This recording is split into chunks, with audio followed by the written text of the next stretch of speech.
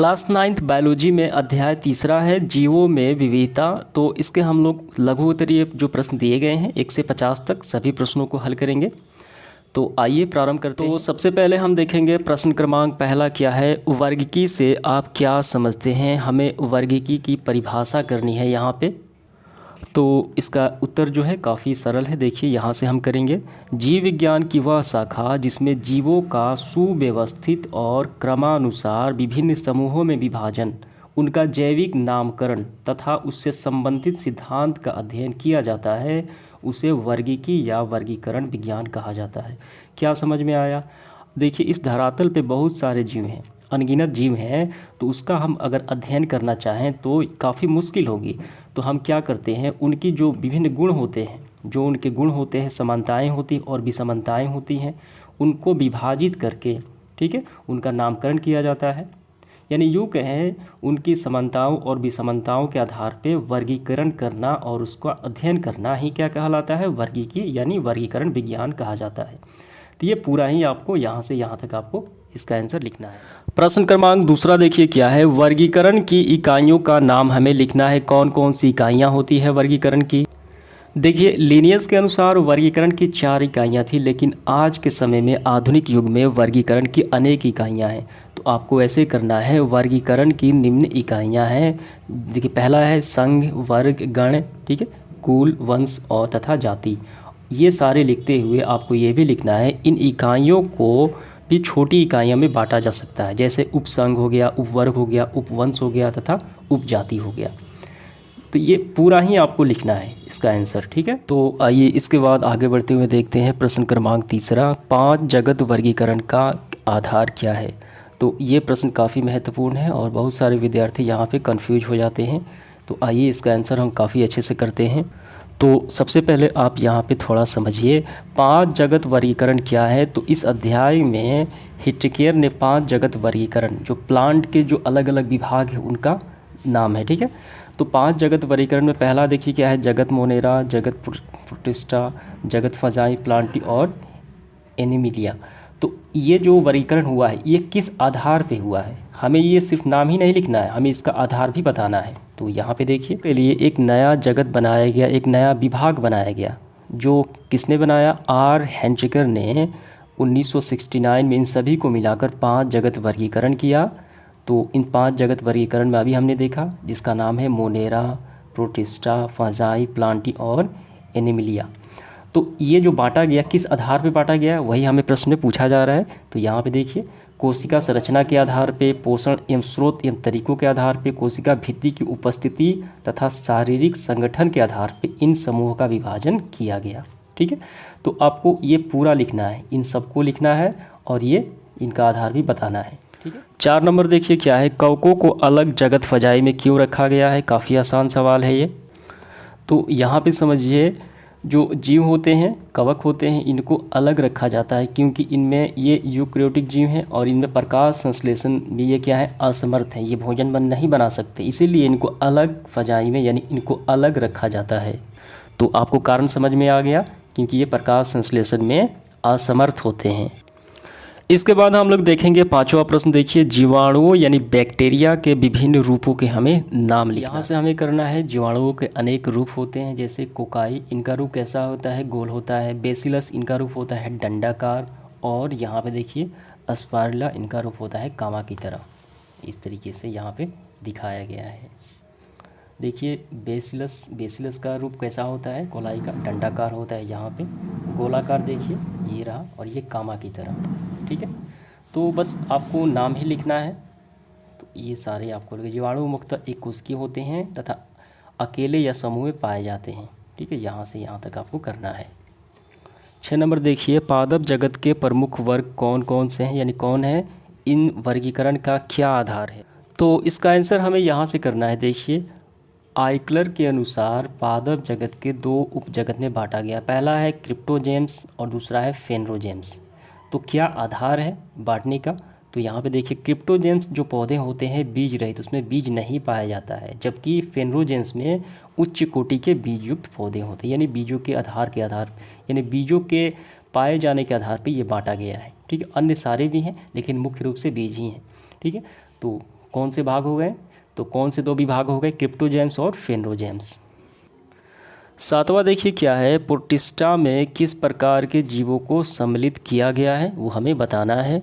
तो हमें यहाँ से लिखना है, इस जगत में यानी प्रोटिस्टा में मुख्यतः विभिन्न प्रकार के जलीय एक कोशिकीय जो सरल एक कोशिकीय जीव और सरल जीव यूकैरियोटिक सूक्ष्म जीवों को सम्मिलित किया गया है। 8वां देखिए क्या प्रश्न है, थैलोफाइटा के 2 मुख्य लक्षणों को हमें लिखना है। थैलोफाइटा में जो प्लांट पाए जाते हैं उनके क्या लक्षण होते हैं, देखिए हम यहाँ से करेंगे। इनका शरीर जड़, तना तथा पत्तियों में विभाजन नहीं होता, लेकिन एक थैलेस के रूप में रहता है, इसलिए इसे थैलोफाइटा कहा जाता है। पहला हो गया, इसमें संवहनीय तंत्र नहीं पाया जा सकता, जाइलम और फ्लोएम। शैवाल तथा लाइकेन को इसके अंतर्गत शामिल किया गया है। तो हमें बस 2 ही लिखना है। 9 नंबर देखिए क्या है, बायोफाइटा एवं टेरिडोफाइटा के बीच 2 मुख्य अंतरों को हमें स्पष्ट करना है। तो हम यहाँ से आसानी से अंतर स्पष्ट कर सकते हैं। आपको पहले लिखना है बायोफाइटा और टेरिडोफाइटा में अंतर निम्नलिखित है। पहला है वास्तविक जड़, आपको पहले ऐसे लिखना है, बायोफाइटा में वास्तविक जड़ एवं प्रोह तंत्र अनुपस्थित होता है। ठीक है, हरी पत्ती एक जैसी रचना प्रकाश संश्लेषण रहता, हरी पत्ती जो होती है एक जैसी रचना होती है और प्रकाश संश्लेषण होता है, संवहन तंत्र अनुपस्थित होता है।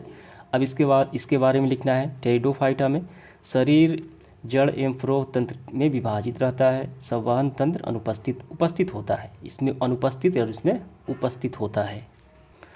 प्रश्न क्रमांक 10 देखिए, किस आधार पर फेनरोजेम्स को 2 भागों में विभाजित किया गया है। तो फेनरोजेम्स जो फेनरोजेम्स भी है, इनको भी 2 खंडों में विभाजित किया गया है। कौन से खंडों में विभाजित किया गया है? जिम्नोस्पर्म और एंजियोस्पर्म। तो क्या आधार है विभाजित करने का, आइए इसका आंसर करते हैं। तो इसका आंसर देखिए काफ़ी अच्छे से आपको ऐसे लिखना है, निम्न बिंदु के आधार पर फेनरोजेम्स को 2 भागों में विभक्त किया गया है। तो पहला देखिए, फेनरोजेम्स को 2 भागों में विभाजित है। पहला है जिम्नोस्पर्म, इसमें नग्न बीज जो है वो नग्न अवस्था में पाए जाते हैं, अलग पाए जाते हैं। पुष्प जो फूल है उसमें नहीं पाए जाते इस प्रकार के प्लांट में, यानी इस विभाग में। जबकि एंजियोस्पर्म में बीज युक्त फल पाए, जो फल होते हैं उसमें बीज पाए जाते हैं और फूल भी होते हैं। ठीक है, तो ये 2 मुख्य जो आधार है बांटने का। बाद 11 नंबर देखिए, संघ एल्केलिज्म या नेमाटोडा के 3 विशेषताओं का हमें उल्लेख करना है। तो यहाँ पे देखिए संघ एल्केलिज्म के 3 विशेषताएं, इनका शरीर अखंडित एवं द्विपार्श्व सममित होता है। द्विपार्श्व सममित का मतलब होता है आधार से 2 खंडों में बराबर बराबर विभाजित हो सकता है। ये लंबे एवं बेलनाकार कृमि हैं, अतः ये गोल कृमि कहलाते हैं। तीसरा देखिए क्या है, तीसरे में आप लिखिए, शरीर में मिथ्या देह गुहा पाया जाता है जो कुटिलिस लोम कहलाता है। और चौथा, तो इस तरीके से आपको 3 ही लिखना है इसमें से। 12 नंबर प्रश्न देखते हैं, संघ आर्थ्रोपोडा के 3 प्रमुख लक्षणों का उल्लेख हमें करना है। तो संघ आर्थ्रोपोडा जो है जंतु जगत का सबसे बड़ा संघ है, जगत है, 75% इसमें आते हैं जानवर। तो इसके देखिए क्या है, पहला, ये जल यानी मृद जलीय एवं समुद्री तथा स्थल सभी प्रकार के वास स्थानों में पाए जाते हैं। ये स्वतंत्र परजीवी तथा परजीवी दोनों होते हैं इस विभाग के, यानी आर्थ्रोपोडा के जो जीव होते हैं। दूसरा है, इनका शरीर द्विपार्श्व सममित यानी आधार से 2 खंडों में विभाजित हो सकता है और ट्रेप्लोब्लास्टिक तथा खंडित होता है, यानी अलग अलग भागों में ये खंडित भी किया जा सकता है। और इसके बाद आप विशेषता में ये भी लिख सकते हैं, संपूर्ण शरीर कठोर निर्जीव और क्यूटिकल के बाह्य कंकाल से ढका होता है। इसके बाद 13 नंबर देखिए, मछलियों के विशेषताओं का हमें उल्लेख करना है। तो यहाँ पे देखिए मत्स्य या पीसीज ये संघ में आते हैं मछलियाँ, इसके अंतर्गत मछलियाँ आती हैं जो लवणीय और मृद जल में पाई जाती है, पहला विशेषता हो गया। दूसरा विशेषता में आप लिख सकते हैं, इसकी त्वचा सल्कों द्वारा ढकी होती है, इनमें तैरने के लिए पंख या मासल होते हैं। ठीक है, तो बस यही आपको लिखना है। इसके बाद देखिए 14 नंबर, संघ कार्डेटा के 3 प्रमुख लक्षणों का उल्लेख करना है। कार्डेटा संघ में जो जीव पाए जाते हैं उनके 3 लक्षण यानी विशेषताएं क्या है, ये जल और स्थल दोनों में ये पाए जाते हैं। ठीक है, तो सिलोमेट जंतु कहलाते हैं। इसमें नाटोकार्ड या पृष्ठरज्जु, तो ये इनकी रचना होती है, उपस्थित होता है। अधिकांश कार्डेटा में ये उपास्थ या अस्थि के बने एक अंत कंकाल यानी रीढ़ के हड्डी में परिवर्तित हो जाता है। तीसरा हो गया विशेषताएं यानी लक्षण। इसके बाद देखिए 15 नंबर, संघ मैमेलिया के 4 विशिष्ट लक्षणों का उल्लेख करना है। संघ मैमेलिया यानी वर्ग 5 के जो जीव होते हैं उनके लक्षण या इसे विशेषताएं भी कह सकते हैं। यह नियत तापी होते हैं, ताप नियत रहते हैं, त्वचा बाल और रोम से ढका रहता है, बाह कान होते हैं बाहरी होते हैं, इनमें स्तन पाए जाते हैं, स्तन के नवजात पोषण की दूध ग्रंथियाँ पाई जाती है, श्वसन फेफड़ों द्वारा होता है। तो ये सारे उसके लक्षण या विशेषताएं होती हैं। 16 नंबर देखिए क्या है, द्विपार्श्व सममित जंतु से आप क्या समझते हैं, ये हमें बताना है। तो सबसे पहले परिभाषा लिखिए आप द्विपार्श्व सममित का। इसमें जंतु के शरीर को एक काट द्वारा यानी आधार से 2 समान भागों में बांट सकते हैं। बाएं और दाहिने भाग में एक ही प्रकार की रचनाएं पाई जाती है, यानी समानांतर रचनाएं पाई जाती है, जैसे मछली, मेढक आदि। तो यहाँ पे देखिए अगर आधार से हम बांटें तो ये देखिए यहाँ पे अगर हम आईना रखें तो ये अंग दिखाई पड़ेंगे, यहाँ पर अगर आईना रखें तो ये अंग दिखाई पड़ेंगे। ठीक है, दोनों क्या है आपस में समानांतर यानी बराबर है। बीच से अगर काटा जाए तो दोनों तरफ बराबर अंग पाए जाते हैं, तो ये कहलाता है द्विपार्श्व सममित। 17 नंबर देखिए क्या है, जीव विज्ञान की शाखा जिसके अंतर्गत जीवों का वर्गीकरण तथा जैविक नामकरण एवं उसके संबंधित सिद्धांतों का अध्ययन किया जाता है, क्या कहलाता है। तो यहाँ पे देखिए जीव विज्ञान की वह शाखा जिसमें जीवों का सुव्यवस्थीकरण और क्रमानुसार विभिन्न समूहों में विभाजन, जैविक नामकरण तथा संबंधित सिद्धांतों का अध्ययन कहलाता है वर्गीकरण विज्ञान। इसके बाद 18 नंबर प्रश्न देखिए, पृथ्वी पर जीवों की उत्पत्ति सर्वप्रथम लगभग कितने वर्ष पूर्व हुई थी, वो हमें बताना है। तो पृथ्वी पर सर्वप्रथम जीवों की उत्पत्ति 3.5 बिलियन वर्ष पूर्व हुई थी। 19 नंबर प्रश्न देखिए क्या है, क्लोरोफिल वर्ण विहीन पौधे को किस जगत में रखा गया है। ठीक है, ये बताना है। जिन प्लांट में क्लोरोफिल नहीं पाया जाता, कवक जैसे, तो यह शैवाल कवक हो गया, तो उसे अलग जगत फजाई, इसे तो उसे अलग विभाग में रखा गया है, उसका नाम है जगत फजाई। ठीक है, उसे अलग विभाग में रखा जाता है जगत फजाई में, और जिसे क्लोरोफिल पाया जाता है उसे प्लांटी में रखा जाता है। 20 नंबर देखते हैं, जीवों का 5 जगत वर्गीकरण किस वैज्ञानिक द्वारा स्थापित किया गया। तो जीवों के 5 जगत वर्गीकरण जो वैज्ञानिक हैं उनका नाम है आर वीटर। ठीक है, आर वीटर आपको लिखना है। तो इसके बाद देखिए 21 नंबर क्या है, वैसे सूक्ष्म जीव जिनके कोशिकांग झिल्ली से घिरे नहीं होते हैं क्या कहलाते हैं, वैसे सूक्ष्म नाम बताना है। यहाँ पे पहले आप समझिए, जो प्रोकैरियोटिक सूक्ष्म जीव होते हैं उनकी कोशिकाओं में केंद्रक तथा झिल्ली युक्त कोशिकांग नहीं पाए जाते। कौन से सूक्ष्म जीव, तो कौन से आते हैं, प्रोकैरियोटिक आते हैं।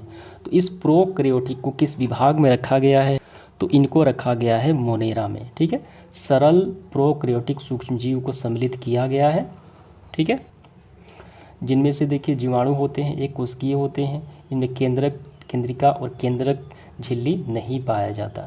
तो आपको लिखना है, पूरा लिखना है, प्रोकैरियोटिक सूक्ष्मजीव मोनेरा प्रजाति में रखा गया है जिसमें केंद्रक युक्त झिल्ली नहीं पाए जाते।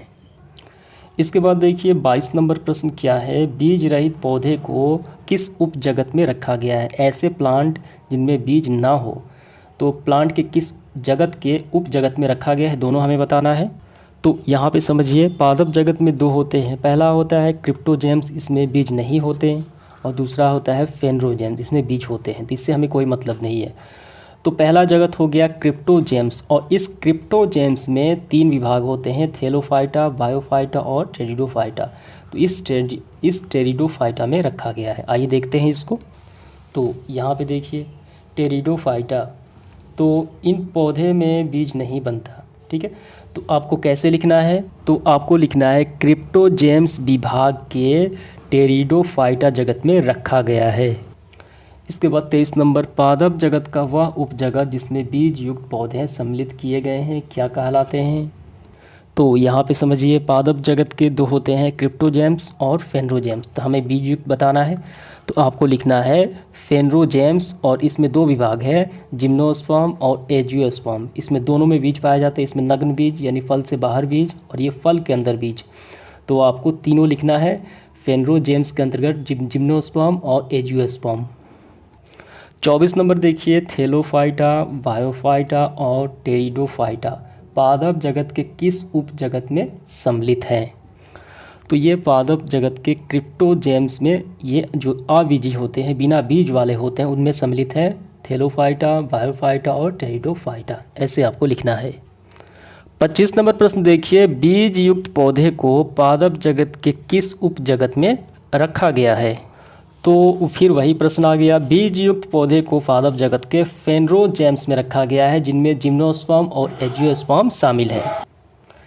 इसके बाद देखिए अगला प्रश्न 26 क्या है, वैसे पौधे जिनका शरीर जड़, तना और पत्तियों में विभाजित नहीं होता, उपजगत क्रिप्टोजेम्स के किस विभाग में सम्मिलित किए गए हैं? तो ये क्रिप्टोजेम्स जो अबीजी होता है ये टेरिडोफाइटा में रखा गए हैं। तो ये टेरिडोफाइटा में रखा गया है, जिसमें इस विभाग में पौधे का शरीर जड़, तना और पत्तियों में विभाजित नहीं होता। तो आपको लिखना है क्रिप्टोजेम्स के टेरिडोफाइटा में। 27 नंबर प्रश्न हम देखेंगे, एगार का उत्पादन किस प्रकार के शैवाल से किया जाता है? तो एगार जिसकी आवश्यकता प्रयोगशाला में सूक्ष्म जीवों के कल्चर के लिए होती है, तो इसका उत्पादन लाल शैवाल द्वारा किया जाता है। इसके बाद देखिए अगला प्रश्न देखिए क्या है हमारा 28 नंबर, शैवालों के वैसी जातियों का नाम बताएं जो विशेष प्रकार के कवकों के साथ अस्थायी अंतःसंबंध बनाती हैं। तो वैसी शैवाल की जातियाँ कहलाती हैं लाइकेन। ठीक है, शैवालों की कुछ जातियाँ खास कवकों के साथ अस्थायी अंतःसंबंध बनाती है, जिसे क्या कहा जाता है? सहजीविता कहा जाता है। इसे लाइकेन ऐसी सहजीविता के उदाहरण क्या है? लाइकेन। तो यहाँ पे दिखाया गया है पिक्चर। इसके बाद 29 नंबर देखिए, वैसे पौधे जिनके बीज फलों के भीतर नहीं बनते को उपजगत फेनरोजेम्स के किस विभाग में रखा गया है? तो फेनरोजेम्स में बीज युक्त होते हैं, लेकिन जिम्नोस्पर्म में फलों के अंदर बीज नहीं होते, नग्न अवस्था में बीज पाए जाते हैं और फल अलग होते हैं। तो आपको लिखना है जिम्नोस्पर्म। और एंजियोस्पर्म में फल के अंदर बीज पाए जाते हैं। तो इसका आंसर होगा फेनरोजेम्स के विभाग उपजगत जिम्नोस्पर्म में। इसके बाद देखिए 30 नंबर क्या है, एक बीजपत्री पौधे के पत्तियों में किस प्रकार का सिरा विन्यास होता है? तो बीजों के केवल एक बीजपत्री में होता है। तो बीजों के केवल एक बीजपत्र जो मौजूद होता है उसे एक बीजपत्री कहते हैं। इसे सिरा विन्यास समांतर क्रम में होता है। कैसे होता है? समांतर होता है, पैरेलल होता है। देखिए यहाँ पे ऐसे। तो इसके बाद देखिए प्रश्न क्रमांक 31 क्या है, वैसे जंतु जिनके शरीर 2 जनन स्तरों का बना होता है क्या कहलाते हैं? 2 जनन स्तर वाले जो जंतु होते हैं उनका शरीर बना होता है उसे द्विस्तरीय जंतु कहा जाता है। ठीक है, और 2 से ज़्यादा होता है उसे मेंडोस्पर्म कहा, लेकिन हमें यहाँ बताना है द्विस्तरीय जंतु कहलाते हैं। 32 नंबर देखिए, ऐसा जंतु जिनके शरीर का एक काट के द्वारा 2 हूबहू समान भागों में बांटा जा सके क्या कहलाता है? उसे कहा जाता है द्विपाश सममित। ठीक है, यानी यहाँ पे सेंटर से 2 भागों में बांट दिया जाए तो एकदम सेम टू सेम ये दोनों होते हैं। 33 नंबर देखिए, स्पंजों को जंतु जगत के किस संघ में सम्मिलित किया गया है? स्पंजों को संघ पारिफेरा में सम्मिलित किया गया है। कौन कौन से स्पंज होते हैं आइए देखते हैं। तो ये देखिए ये सारे स्पंज हैं, हाइलोलेमा, यूप्लेक्ट्रा और साइक्लिन। 34 नंबर देखिए क्या है, संघ पारिफेरा के जंतुओं में अलैंगिक विधि से होने वाले प्रजनन विधि को क्या कहा जाता है? संघ परिफेरा के जो अलैंगिक विधि से होता है जनन वो मुकुलन कहलाता है। क्या कहलाता है? मुकुलन या जेमुल कहा जाता है। 35 नंबर देखिए, संघ सेलिटेट्रा या नाइट्रिया के शरीर में पाए जाने वाली वैसी कोशिकाएं जो शरीर के रक्षा तथा शिकार पकड़ने में सहायक होती हैं, तो वे कोशिकाएं क्या कहलाती हैं? तो ये देखिए संघ सेलिटेट्रा और नाइट्रिया, तो ये जो इनमें जो जीव होते हैं उनमें एक विशेष प्रकार की कोशिकाएं पाई जाती हैं। ठीक है, जो शिकार पकड़ने में सहायक होती है, तो वो कोशिकाएं कहलाती है देह भित्ति में इंटर स्पेशियल कोशिकाएं। ठीक है, ये तथा नाइट्रोब्लास्ट या तंत्र कोशिकाएं इसे कहा जाता है। 36 नंबर देखिए, वैसी कोशिकाएं जो संघ सिलिरेट्रा जंतु के अतिरिक्त जंतु कोशिका अन्यत्र नहीं पाई जाती क्या कहलाती? तो अभी हमने देखा वही हो जाएंगी। तो ये दंत कोशिकाएं कहलाती है। यहाँ पे ये देखिए इंटरसेल कोशिकाएं या नाइट्रोब्लास्ट या दंत कोशिकाएं। ठीक है, बस इन्हीं में पाई जाती है और अन्य जगह अन्य जंतु के विभाग में ये नहीं पाई जाती। तो ये दोनों आपको नाम लिखना है। 37 नंबर देखिए क्या है, वैसे जंतु जिनके शरीर में देह गुहा नहीं होते क्या कहलाते हैं? तो संघ 3 यानी प्लेटी हेलेज्मिथ, तो संघ 3 प्लेटी हेलेज्मिथिस में जो एक जंतु है प्लेनेरिया, इसमें देह गुहा नहीं पाया जाता। तो आपको पूरा लिखना है संघ प्लेटी हेलेथिस में जंतु प्लेनेरिया, इसमें देह गुहा नहीं पाया जाता। 38 नंबर देखिए, संघ प्लेटी हेल्मिथिस के एक ऐसे जंतु का नाम बताएं जो स्वतंत्र परजीवी होते हैं। तो प्लेटी हेल्मिथिस में वही जंतु आ जाएंगे, प्लेनेरिया आ जाएगा, ठीक है। तो ये प्लेनेरिया क्या होता है, तो ये होता है स्वतंत्र परजीवी होता है, ठीक है। ये होता है कौन सा, प्लेनेरिया, ये रहा। इसके बाद देखिए अगला प्रश्न क्या है, 39 नंबर, कुटली लोम में उपस्थित किस संघ के जंतुओं के लक्षण होते हैं। तो संघ 4 एस्क्लेज्मिथिस देखिए शरीर में मिथ्या देह गुहा पाया जाता है जो कुटली लोम पाया जाता है, ठीक है। तीन में से कौन आ जाएंगे जीव, तो इसमें कृमि और फफूंदी सारे आते हैं, ठीक है। तो ये विभाग आपको लिखना है, और गोल कृमि और ये आपको लिखना है, मिथ्या कुटिलिज्म पाए जाते हैं। 40 नंबर देखिए, संघ एनेलिडा के जंतुओं के प्रचलन में पाई जाने वाली कांटे नुमा रचनाएं क्या कहलाती हैं।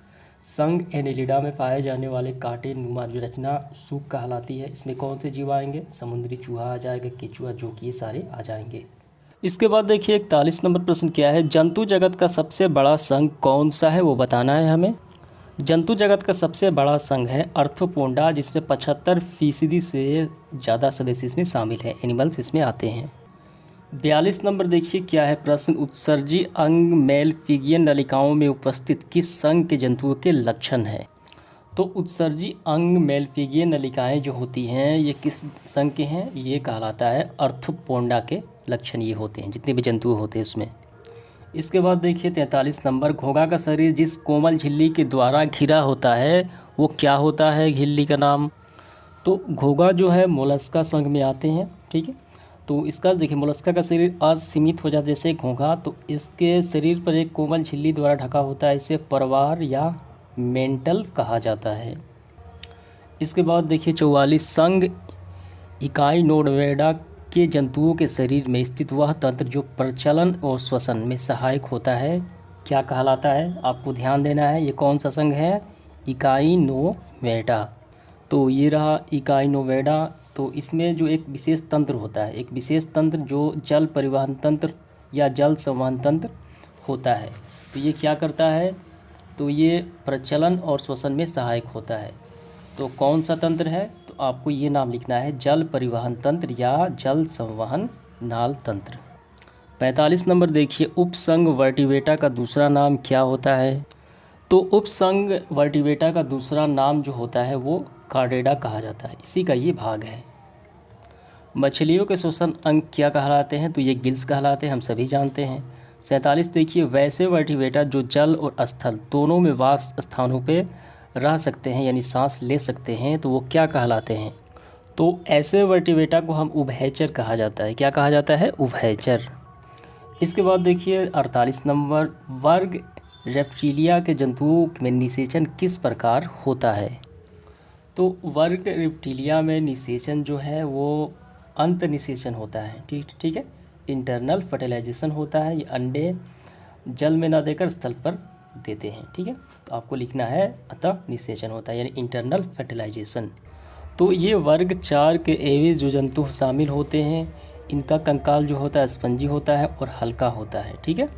तो आपको क्या नाम भरना है, एविस। 50 नंबर देखते हैं इस सेशन का आखिरी सवाल, रेप्टिलिया, एविस तथा मेमेलिया में कौन नियत तापी जंतु होता है। यहाँ पे ध्यान देना है, रेप्टिलिया जो है ये क्या है, अनियमित तापी है, ये क्या है, अनियमित तापी होते हैं। और एविस की बात की जाए तो ये नियत तापी होते हैं, और वहीं मेमेलिया की बात की जाए ये भी नियत तापी होते हैं। तो हमें इस प्रश्न में क्या बताना है, हमें इस प्रश्न में देखिए ये रेप्टिलिया, एविस और मेमेलिया में कौन नियत तापी जंतु होता है, तो ये एविस और मेमेलिया नियत तापी हो और ये अनियमित तापी है, ठीक है। ये समझ में आ गया आपको।